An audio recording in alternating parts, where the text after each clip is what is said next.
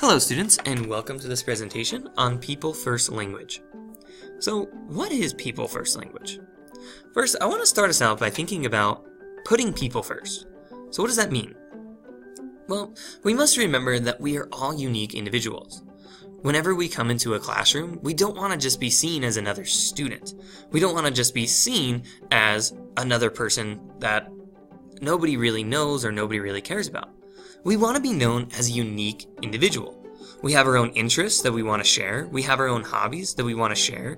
We have our own personalities that we want to share. So first of all, we're all people.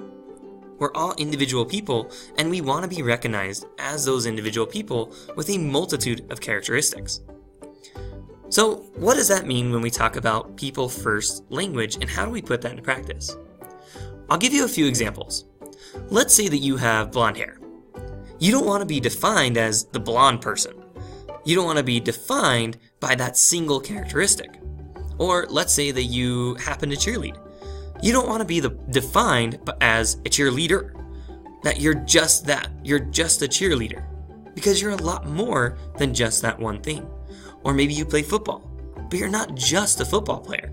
You're defined by a multitude of characteristics, a multitude of hobbies, a multitude of interests.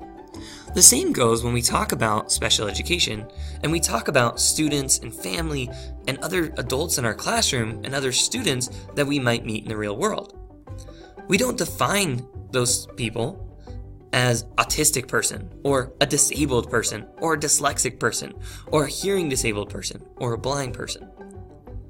We don't define them by any one singular characteristic, just as you wouldn't want to be defined by any one single characteristic. Instead, they're a person first. They're a person with a multitude of interests. They're a person with a multitude of characteristics, a multitude of skin colors or hair colors or anything else. But they're first of all a person. And maybe they happen to have autism.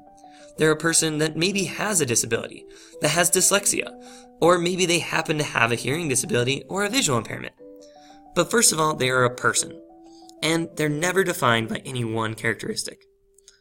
So how do we define a person? Well, as I've said, we are defined by a multitude of characteristics. By interests, hobbies, maybe our job. When you think about your parents, maybe you define them based on the job that they have. But that's not all that they are. They're also a parent. They're also a brother. They're also a son. They're defined by a multitude of characteristics. They're defined maybe by their interests. Maybe they're a golfer. Maybe they play basketball as well. Maybe they have some other hobby that you think about when you think about that person. But they're never any one thing.